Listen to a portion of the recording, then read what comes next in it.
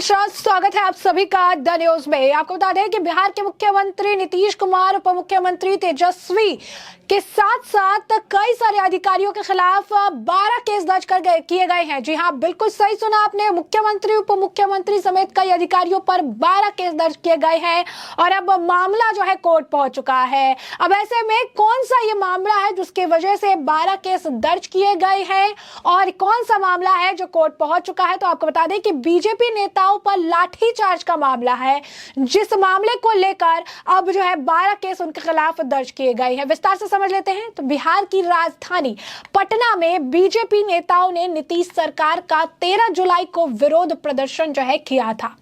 इस प्रदर्शन के पीछे का कारण था, आपको बता दें, तेजस्वी यादव के खिलाफ जो सीबीआई ने लैंड फॉर जॉब मामले में चार्जशीट में उनका नाम दायर किया था। इसे देखते हुए जो है तेजस्वी यादव के इस्तीफे की मांग की जा रही थी। इसी दौरान भाजपा नेताओं के ऊपर पुलिस द्वारा लाठीचार्ज किया गया, जिसमें भाजपा के एक नेता की जान भी चली गई। इस मामले में अब भाजपा ने कोर्ट का दरवाजा खटखटाया है। प्रदर्शन के दौरान बिहार पुलिस ने कई नेताओं को हिरासत में लिया गया। वहीं कार्यकर्ताओं पर जमकर लाठी बरसाए गए, वाटर कैनन का इस्तेमाल भी किया गया। वहीं भाजपा अब इस मामले को लेकर कोर्ट पहुंची है। भाजपा ने पटना सिविल कोर्ट में बिहार के मुख्यमंत्री नीतीश कुमार और डिप्टी सीएम तेजस्वी यादव के खिलाफ केस दर्ज कराया है। भाजपा ने आरोप लगाया है कि भाजपा नेताओं पर गलत इरादे से लाठीचार्ज कराया गया था।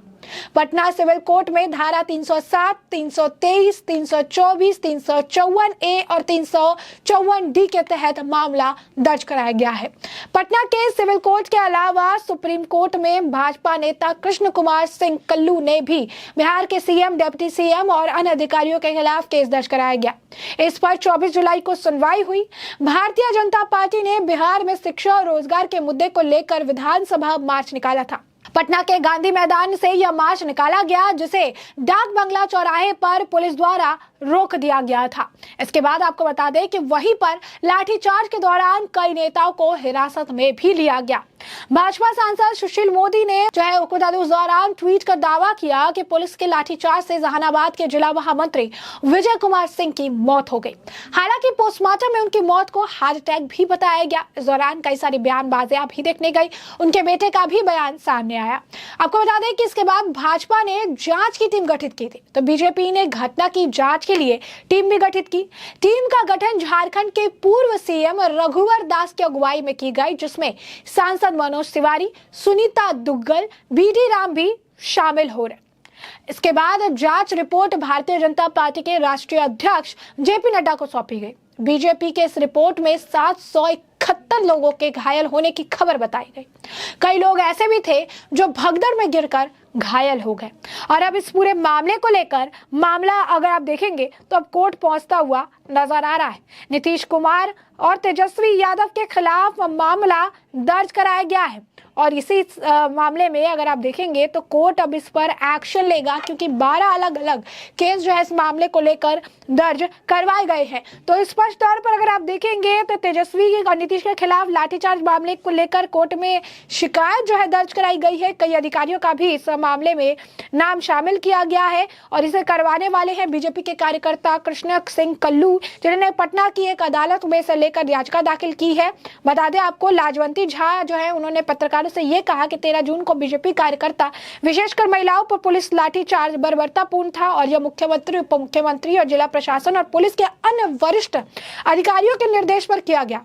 उन्होंने आगे कहा कि हमारा एक कार्यकर्ता विजय कुमार सिंह की लाठीचार्ज के कारण मौत हो गई। जो लोग जिम्मेदार हैं उनके खिलाफ सख्त कार्रवाई जो है होनी चाहिए। इसे कहते हुए उन्होंने इस संबंध में जो शिकायत है वो दाखिल की। पटना जिला प्रशासन ने इसे लेकर गुरुवार को यह दावा किया था कि विजय सिंह की मृत्यु हृदय रोग और हार्ट अटैक और उससे संबंधित जटिलताओं के कारण है। जिला प्रशासन के एक बयान में कहा कि पटना मेडिकल कॉलेज अस्पताल पीएमसीएच में पोस्टमार्टम रिपोर्ट और संस्थान द्वारा की गई और जो है हिस्टोपैथोलॉजिकल जांच दोनों के निष्कर्ष निकलता है कि सिंह की मृत्यु हृदय रोग और इससे संबंधित अन्य जटिलताओं के कारण है। जिला प्रशासन ने यह भी कहा कि सीसीटीवी कैमरेज में फुटेज साफ पता चलता है कि बीजेपी कार्यकर्ता सिंह दोपहर 1:30 बजे के आसपास जो है है छज्जू बाग इलाके में बेहोश हो गए, जबकि लाठीचार्ज डाक बंगला क्रॉसिंग इलाके में हुआ था। प्रशासन ने कहा कि सिंह उस स्थान पर मौजूद नहीं थे जहां लाठीचार्ज हुआ। वहीं बता दें कि इस घटना पर राज्य सरकार की शिक्षकों की नई भर्ती के खिलाफ बीजेपी के विरोध प्रदर्शन के दौरान हुई थी। हालांकि बीजेपी ने पोस्टमार्टम रिपोर्ट को बनावटी करार दिया और पीएमसीए द्वारा तैयार की गई मेडिकल रिपोर्ट की उच्च स्तरीय स्वतंत्र जांच की मांग की। राज्य के बीजेपी कई वरिष्ठ नेताओं ने 13 जुलाई की घटना के बाद मुख्यमंत्री नीतीश कुमार के इस्तीफे की मांग करते हुए कई गंभीर आरोप लगाए कि पुलिस ने मुख्यमंत्री कार्यालय में निर्देश पर जो है काम किया है और ये बर्बरता जो है उनके निर्देश पर ही दिखाई गई है। तो साफ तौर पर देखेंगे विपक्षी गठबंधन के लिए भी बड़ा झटका है। क्यों झटका है? क्योंकि नीतीश कुमार जो है इसका मोर्चा संभाले हुए हैं।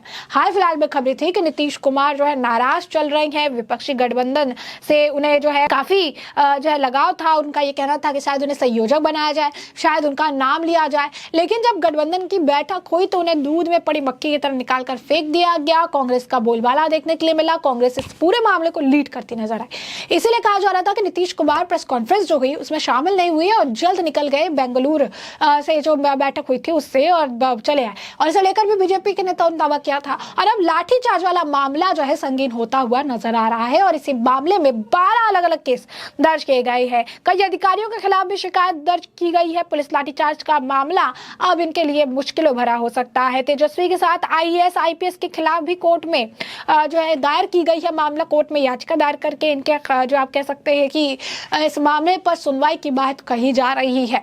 तो साफ तौर पर अगर आप देखेंगे लाठीचार्ज हुआ था और इस तरीके से लाठीचार्ज ये पहली बात आई है बिहार में।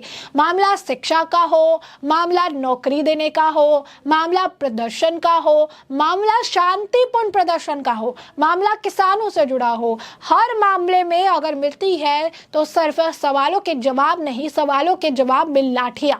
और इसके कई सारे वीडियो वायरल होते रहते हैं। नौकरी मांगो तो नीतीश कुमार लाठी बरसाते हैं, शिक्षा की बात करो तो नीतीश कुमार लाठी बरसाते हैं, और अगर आप कहें तेजस्वी यादव के इस्तीफे की मांग करो तो नीतीश कुमार लाठी बरसाते हैं, भ्रष्टाचार के खिलाफ रैली निकालो तो नीतीश कुमार लाठी बरसाते हैं। तो ये नीतीश कुमार के सरकार के काम करने का तरीका बन चुका है कि अगर आप कुछ भी कहेंगे तो वो सीधा लाठी और डंडे बरसाना शुरू कर देते हैं। और इसे ही लेकर हमेशा अगर आप कहेंगे तो बात विवाद होता रहा है, टिप्पणियां की जाती है, कटाक्ष किए जाते हैं, आरोप लगाए जाते हैं।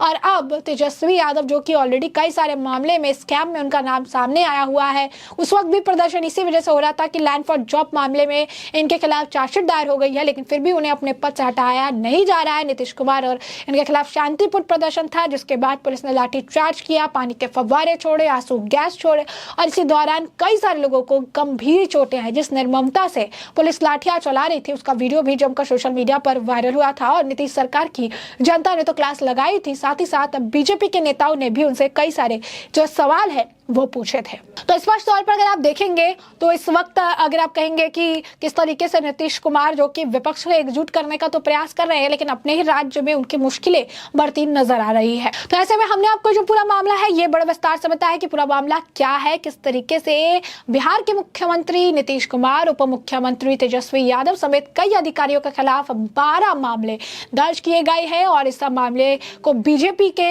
एक कार्यकर्ता है उनके द्वारा कोर्ट में भी घसीटा गया है। मामला बीजेपी कार्यकर्ता और लोगों पर लाठीचार्ज से जुड़ा है और इस मामले को लेकर बयानबाजी हुई थी और अब यह मामला यानी बीजेपी पर कार्यकर्ताओं पर लाठीचार्ज का मामला अब कोर्ट पहुंच गया है। अब ऐसे में यह देखना दिलचस्प होगा इस मामले में कोर्ट की क्या जो है प्रतिक्रिया आती है, क्या कुछ दलीलें दी जाती है, कब इस मामले पर सुनवाई के लिए कोर्ट राजी होता है, जिससे कि हम आपको अपडेट रखेंगे। फिलहाल के लिए हमने आपको जो पूरा मामला है ये बड़े विस्तार से बताया कि पूरा मामला क्या है और अब इस मामले पर आपकी भी जो राय हो हमें कमेंट सेक्शन में कमेंट करके जरूर साझा करिएगा।